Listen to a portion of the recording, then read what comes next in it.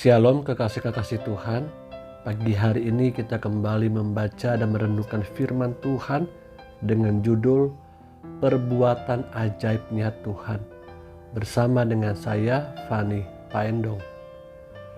Injil Lukas 1 ayat 15-25. Sebab ia akan besar di hadapan Tuhan dan ia tidak akan minum anggur atau minuman keras, dan ia akan penuh dengan Roh Kudus mulai dari rahim ibunya.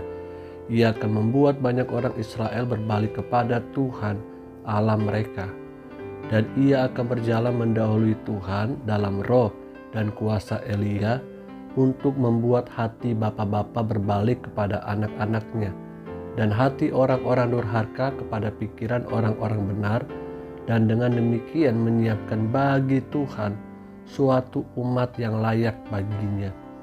Lalu kata Zakaria kepada malaikat itu, "Bagaimanakah aku tahu bahwa hal ini akan terjadi?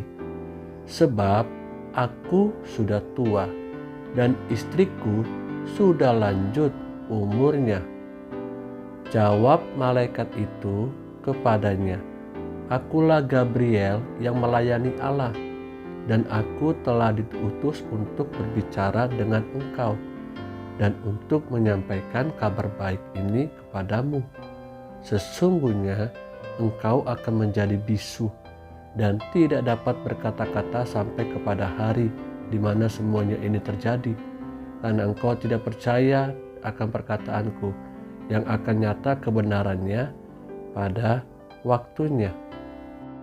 Sementara itu orang banyak menanti-nantikan Zakaria. Mereka menjadi heran bahwa ia begitu lama berada dalam bait suci.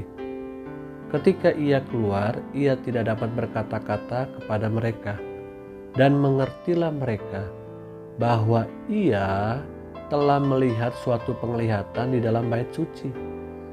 Lalu ia memberi isyarat kepada mereka, sebab ia tetap bisu. Ketika selesai jangka waktu tugas jabatannya, ia pulang ke rumah. Beberapa lama kemudian Elisabet istrinya mengandung, dan selama 5 bulan ia tidak menampakkan diri. Katanya, "Inilah suatu perbuatan Tuhan bagiku."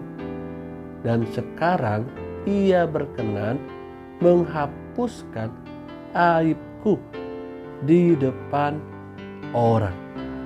Kekasih-kekasih yang Tuhan Yesus rindukan, Zakaria mendapatkan jawaban dari pergumulannya. Perbuatan manusia seringkali hanya mampu menghasilkan cara kerja sejauh logikanya menerima. Kita sering menggunakan logika kita untuk mendapatkan apa yang kita inginkan.